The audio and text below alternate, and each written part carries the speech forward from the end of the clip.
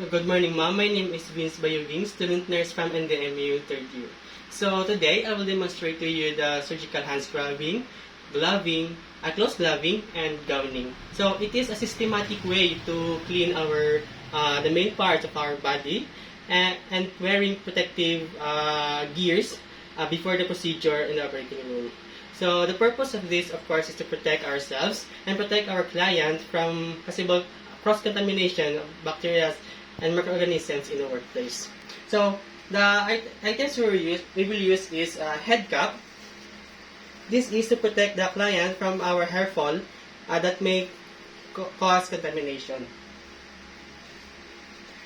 Shoe covers to protect ourselves from possible leakage that may spill in our shoes.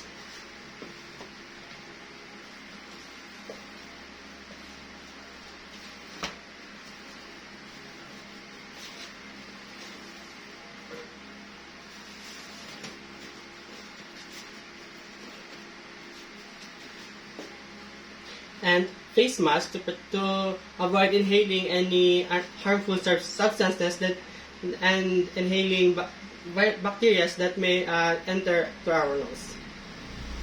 Make sure it is snug fit to avoid any contamination. So, before we start the hand washing, we must inspect first our hands for any cuts and abrasions because it can be the portal of entry of microorganisms that may cause harm to ourselves. Then remove all jewelry because jewelry can be large where the germs can be large. So, here we are. Open the faucet. When you don't have automatic faucet operated by foot, you can use a tissue to open it to avoid contaminating.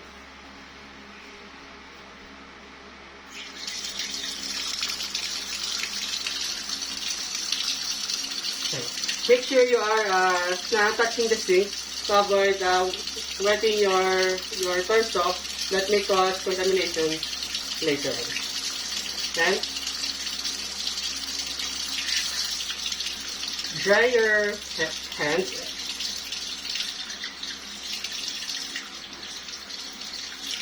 Then apply antiseptic. Let us begin the hand washing. From palm to palm.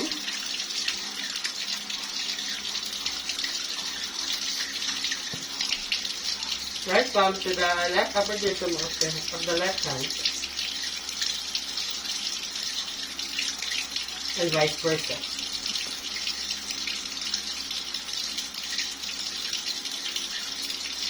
Fingers interlaced. Fingers interlocked.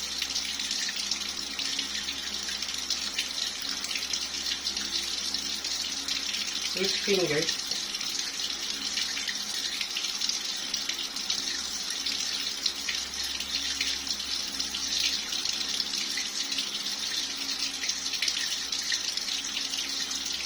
and our wrist. So while rinsing our hands, we must get the stick and clean our nails to prevent contamination of the hands.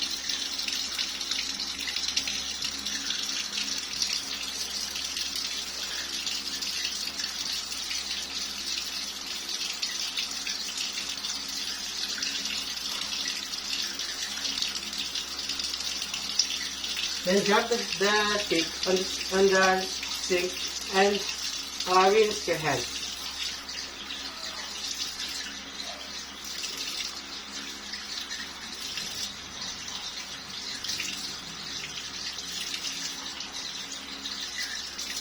Now let's start for our hand scrubbing. So wash your hands first and including your arms.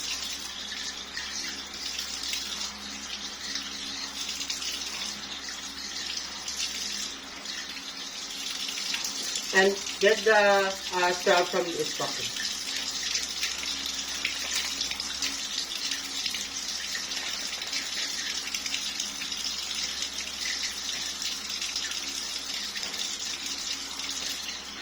Rinse it off and make sure it has bubbles. So first is the non-dominant hand and its fingertips with 30 strokes.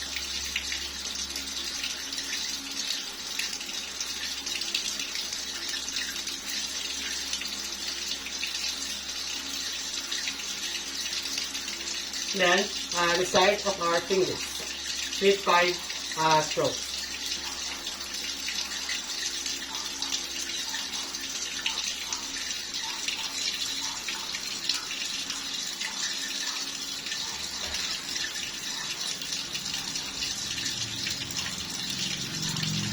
Then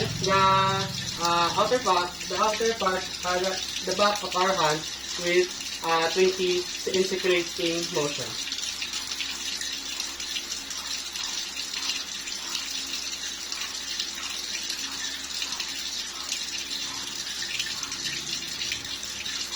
Then the palm hand.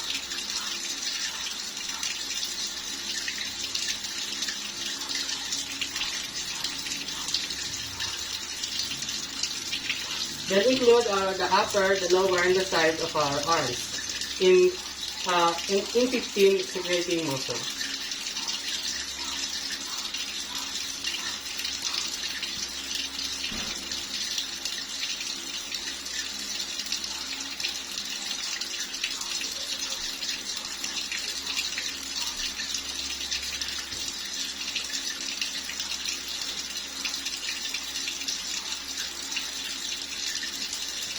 Then rinse the scrub and reapply antiseptic.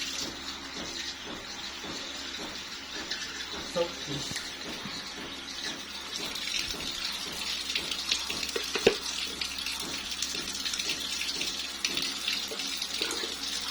Then perform it in the other hand.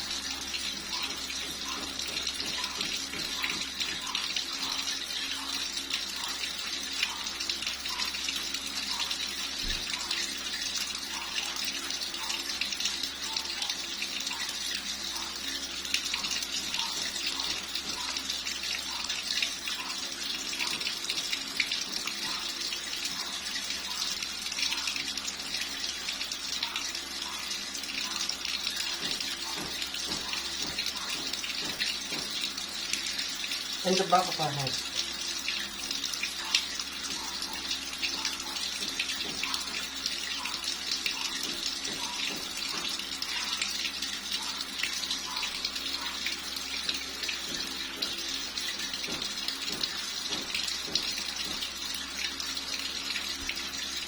And our hands.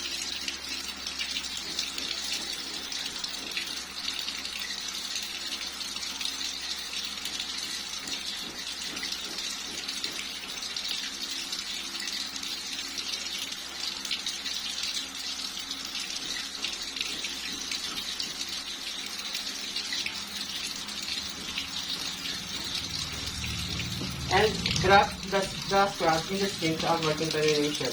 Then rinse your hands properly.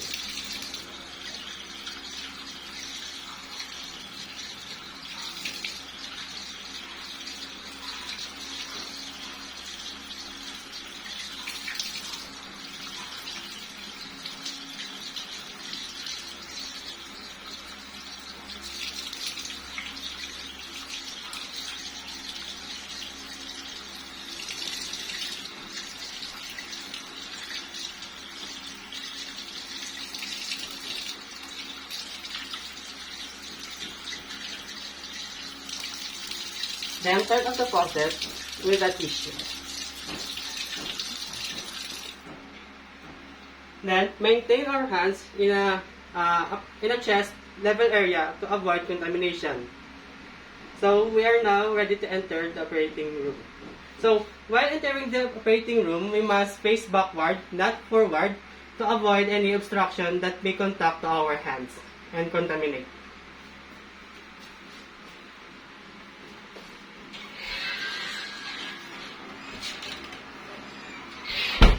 Now we enter the operating room. We will dry our hands. So put the sterile towel and step backwards to avoid any contact to the unsterile area. So we must dry it off by patting each fingers to the arm.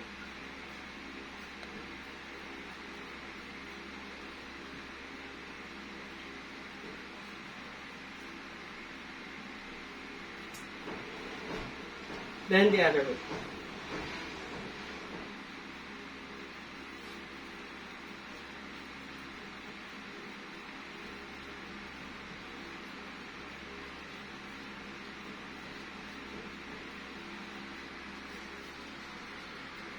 Then grab the towel contamination. Now is we must grasp the gown from the table and make sure to arrange it in a chest level to avoid contamination.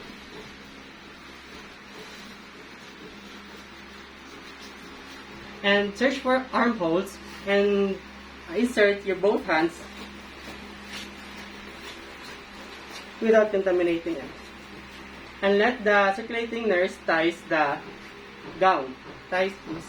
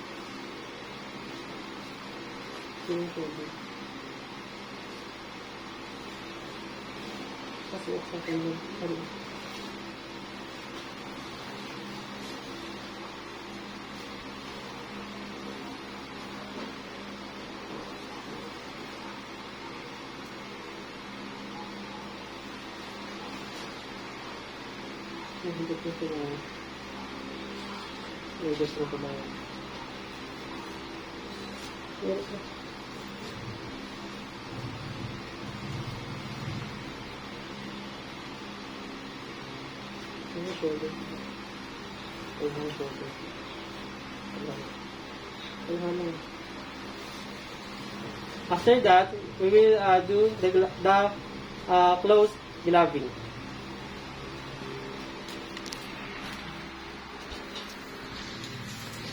So make sure we will not touch the sterile part of the gloves. So we will use the cuffs or the sleeves to cover our hands.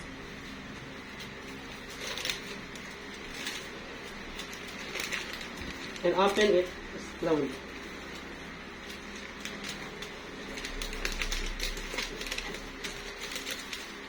Once we open it, we grasp the gloves from the sterile area of its packaging.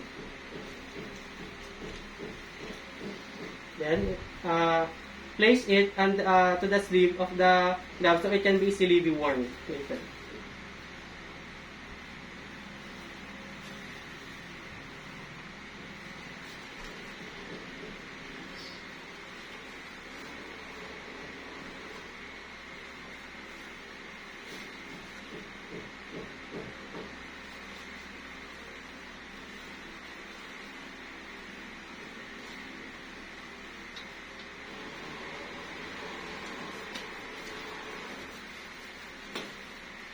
There we go.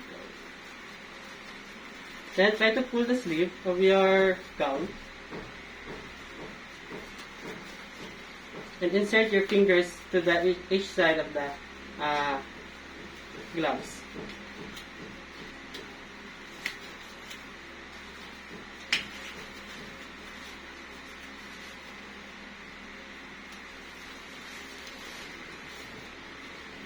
Now for our dominant hand. The procedure is also the same.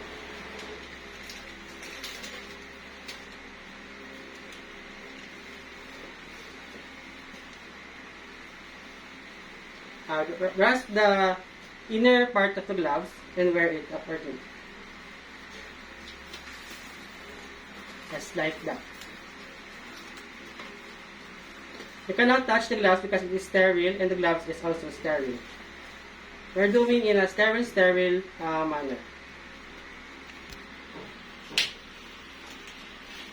Arrange it and pull the sleeves.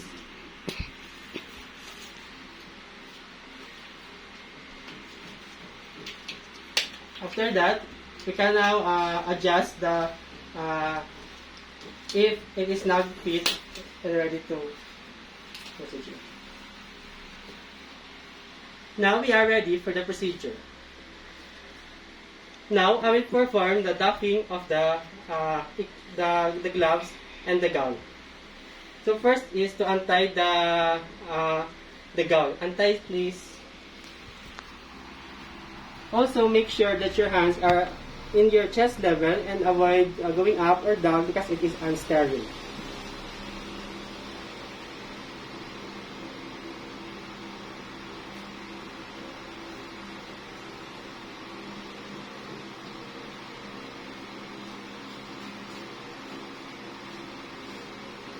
After that, grasp the gown in the chest level and remove it properly. And wrap it. Then, remove the shoe cover.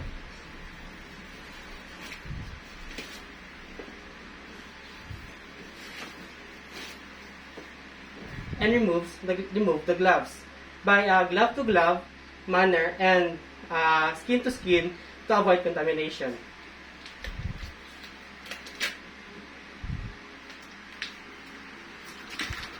And dispose it. Now we can leave the operating room.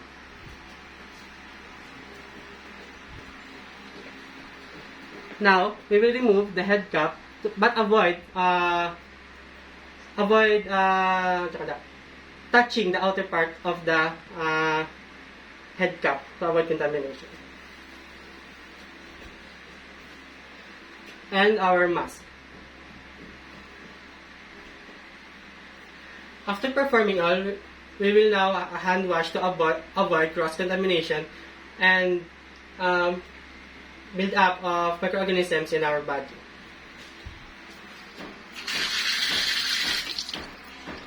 That's all. Thank you.